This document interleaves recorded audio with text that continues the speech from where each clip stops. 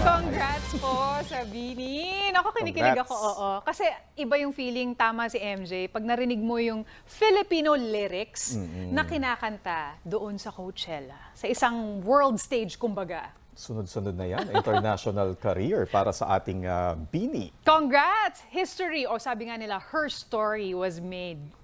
At yan po ang mga balitang nakalap sa aming tuloy-tuloy na pagpapatrol. Ako po si Adrian Ayalin. Sa ngalan ng ABS-CBN News in the service of the Filipino, ako po si Zen Hernandez.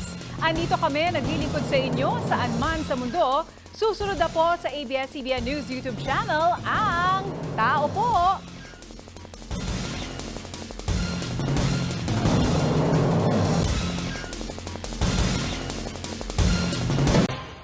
At yan po ang mga balita ngayong Sabado. Ako po si Pia Arcangel. Ako po si Ivan Mayrina. Ito ang GMA News. Walang kinikilingan, walang pinoprotektahan.